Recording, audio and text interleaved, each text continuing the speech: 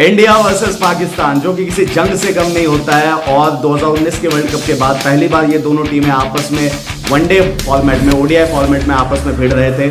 लेकिन कल अनफॉर्चुनेटली ये मैच जो है वो बारिश की भेंट चढ़ गया। बारिश ने कहा कोई मैच वैच नहीं होगा, दोनों अपने अपने घर जाओ, दोनों के एक पॉइंट मिल गए और मैच हो गया रद्द। अब मैच के रद्द होने से किसको फायदा हुआ और कल का मैच किस तरह से निकला, इन डेप्थ इसके एनालिसिस करेंगे आगे इस रिव्यू में। मैं हूं शुभम लायक और आप देख रहे हैं क्रिकेट स्पेशल। देखो यार, कल मैं लिटरली कहूं तो एक लकी स्केप था इंडिया के लिए, हम सब के लिए। कल हम बहुत ही लकी थे कि ये मैच पूरा नहीं हुआ। मैं ये नहीं कह रहा कि मुझे अपने फास्ट बॉलर्स पे या अपने बॉलर्स पे शक है, वो लोग डिफेंड नहीं कर पाते, नहीं, मैं ये नहीं कह रहा।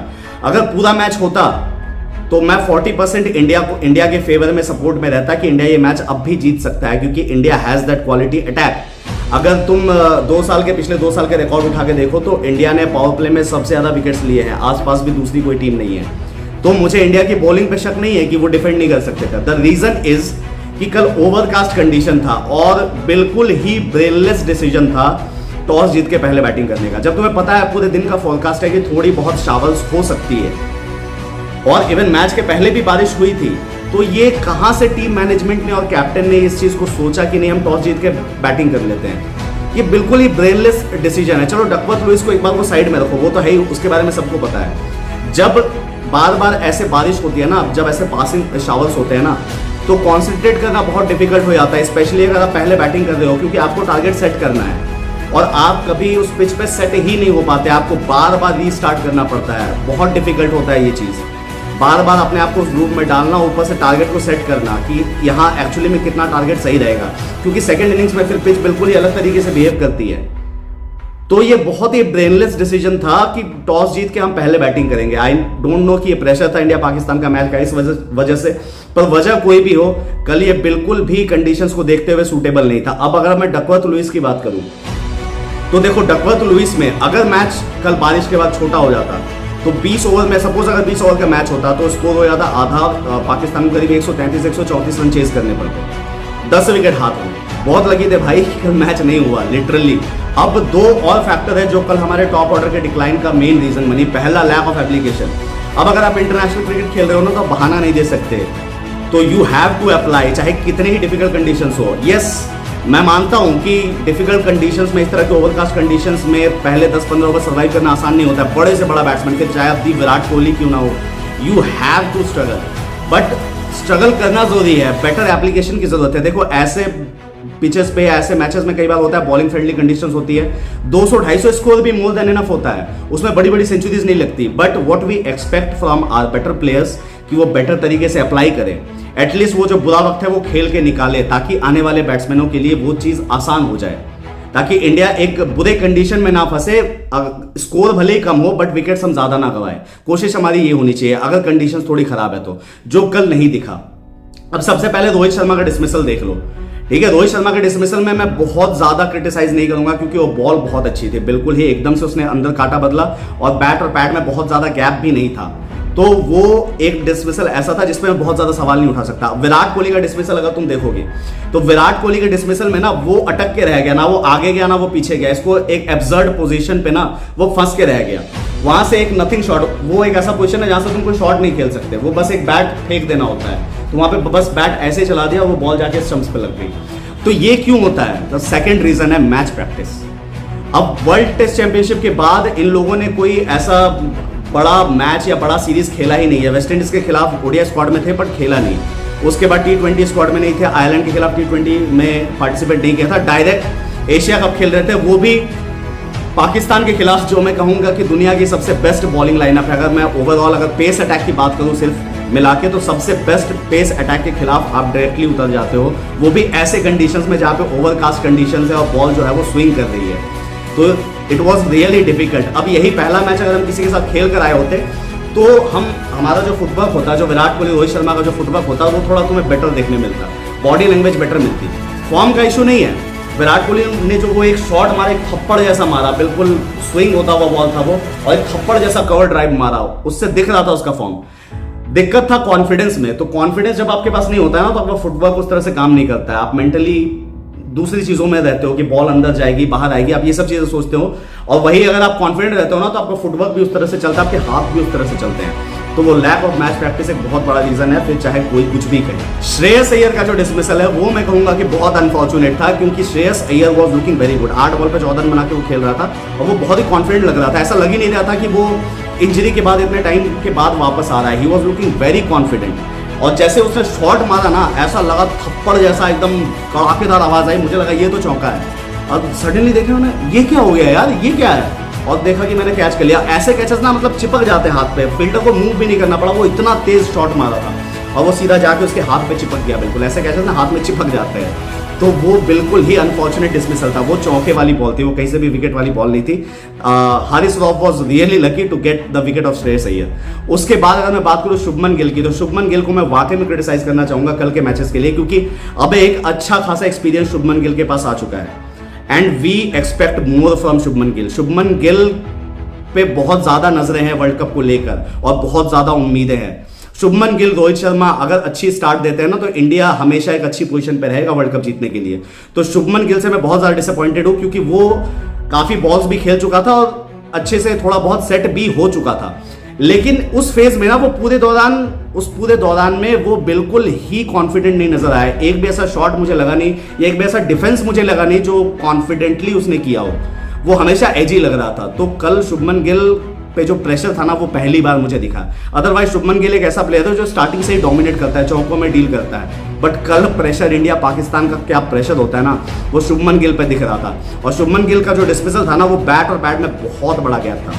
विराट कोहली उससे पहले उसे नेट्स पे समझा भी रहा था कि बैट जितना क्लोज रखना है, मतलब बॉडी से, बट वही गलती उसने फाइनली की कि बैट को काफी दूर रखा और बैट में काफी बड़ा गैप बन गया। इनसाइड एज लग के वो विकेट पे बॉल जाके लग गई। अब यही जो प्रेशर है ना इंडिया पाकिस्तान के मैच का, ये ईशान किशन पे भी दिख रहा था। ईशान किशन स्टार्टिंग में जब आया था तो बहुत ही ज्यादा प्रेशर में था, मतलब नॉर्मल शॉट्स भी खेलने में उसको प्रॉब्लम्स आ रही थी।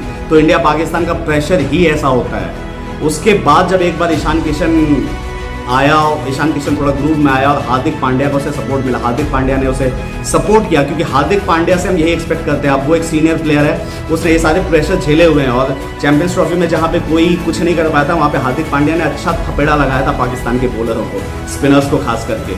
तो हार्दिक पांड्या इन सब सिचुएशन से गुजर चुका है। और कल जो दोनों ने इनिंग्स खेली है really under pressure, specially Ishan Kishan, hats off to you. और अब जो है ना नंबर 5 का या जो बैकअप कीपर का जो ये डिस्कशन है ना, अब खत्म हो जाना चाहिए कि संजू सैमसन को ले आओ, ये ले आओ, वो ले आओ। अब खत्म भाई, बस। इस बंदे ने कल जो अंडर प्रेशर परफॉर्म किया है ना, इसने साबित करके दिखा दिया कि ये इस चीज के लिए डिजर्व करता है, ये स्क्वाड में डिजर्विंग है। और एज अ बैकअप ओपनर कह लो, as a backup wicket keeper कह लो, या 5 नंबर पे भी अगर जरूरत पड़े कल को, तो ही कैन बैट।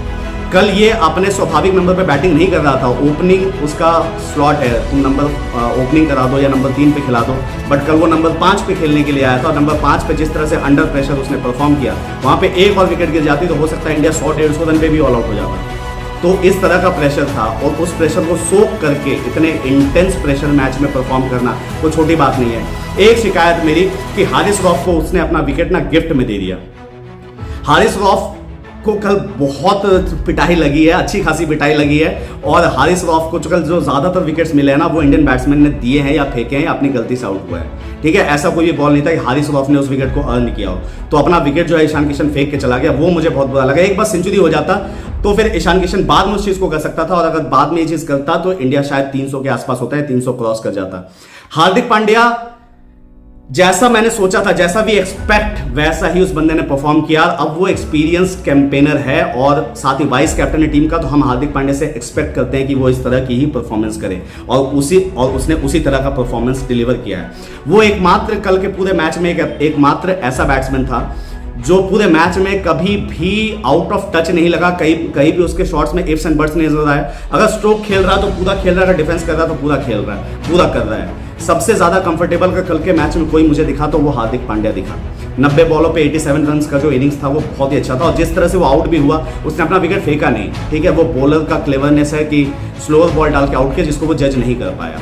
तो शाहीन शाह अफरीदी के बारे में भी बात करने की बहुत जरूरत है। अब ज्यादा दूसरे बॉलर्स ने इंपैक्ट नहीं डाला है, बाकी बॉलर्स के फिगर्स देख लो, स्पिनर्स को अच्छा खासा मार पड़ा है, और स्पिनर्स को बहुत कंफर्टेबली इन दोनों ने रोटेट किया है, अच्छा खासा मारा भी है और अच्छे से रोटेट भी किया है। लेकिन जो दूसरे भी फास्ट बॉलर्स की अगर देखोगे नसीम शाह ने, तो नसीम शाह ने स्टार्टिंग में अच्छा इकोनॉमिकल स्पेल डाला है जिस वजह से उसका इकोनॉमी अच्छा है। उसके अलावा हारिस रऊफ का स्पेल मुझे कोई इंप्रेसिव नहीं लगा। एक ही बॉलर जिसने परेशान किया वो है शहनशाह अफरीदी। उसने स्टार्टिंग में ही इंडिया की कमर तोड़ दी, उसके बाद में भी उसने हार्दिक पांड्या की विकेट लेके इंडिया को फिर वापस, जो इंडिया सोच रहा था 300-320 के आंकड़े तक हम पहुंच सकते हैं, उसको बिल्कुल ही मतलब नलीफाई कर दिया। तो शहनशाह अफरीदी वॉज एज यूजुअल, हमेशा की तरह वो इंडिया पे भारी पड़ता है और इस बार भी पड़ा।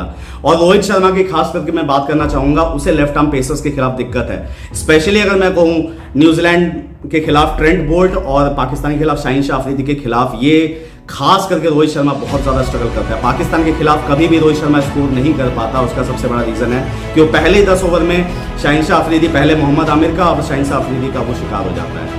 तो ये इस पे इम्प्रूव करने की बहुत ज़्यादा ज़रूरत है रोहित शर्मा को, अदरवाइज वर्ल्ड कप में भी ये चीज़ दिक्कत दे सकती है। वर्ल्ड कप छोड़ो, अभी तो एशिया कप में आगे भी सामना होना है, तो आगे भी इस चीज़ पे बेटर प्रिपरेशन करने की ज़रूरत है कि अंदर आने वाली बॉल पे खास करके शुभमन गिल और रोहित शर्मा को दोनों को ही बहुत ज़्यादा ध्यान देने की ज़रूरत है, क्योंकि अंदर आती हुई बॉल पे ना ये दोनों ही लैक करते हैं अपनी टेक्निक में। इनके बैट पैड में गैप बनता है और ये ज़्यादातर बोल्ड या LBW के शिकार होते हैं। तो इस पे वर्क करने की बहुत ज़्यादा ज़रूरत है। कल भी यही किया शहनशाह अफरीदी ने, 2 बॉल लगातार बाहर निकाली, तीसरी बॉल एकदम शार्प तरीके से बिल्कुल तेज़ी से अंदर आई और उसका कोई जवाब नहीं था। It was a beautiful delivery.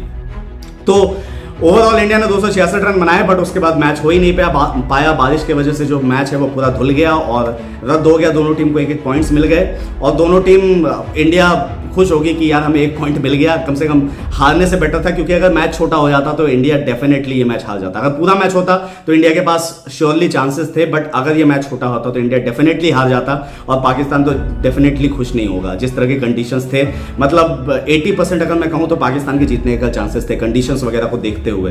तो we are the happy one. और फिर आगे देखेंगे किस तरह से और आगे किस तरह से इंडिया सुधार करती है और आगे के मैचेस में और किस तरह से बेटर एप्लीकेशन हम करते हैं। उसके साथ इंडिया और नेपाल का मैच है। अब नेपाल के मैच के खिलाफ अगर इंडिया ने फर्स्ट बैटिंग की तो यह 400 बना देगी, कोई बड़ी बात नहीं है, ठीक है। तो नेपाल के खिलाफ कोई ऐसा चैलेंज नहीं होना चाहिए। बॉलिंग थोड़ा बहुत चैलेंज कर सकता है नेपाल का, बट बैटिंग में उन्हें बहुत ज़्यादा वर्क करने की ज़रूरत है। जो पाकिस्तान के खिलाफ ही दिख गया, वो ताश के पत्ते की तरह बिल्कुल ठहर गए, बिल्कुल ही मतलब खड़े ही नहीं हो पाए। ऐसा लगा कि उसके सामने बिल्कुल खड़े ही नहीं हो पाए, चलना तो दूर की बात है। तो नेपाल की बैटिंग इतनी ज़्यादा वीक नज़र आई।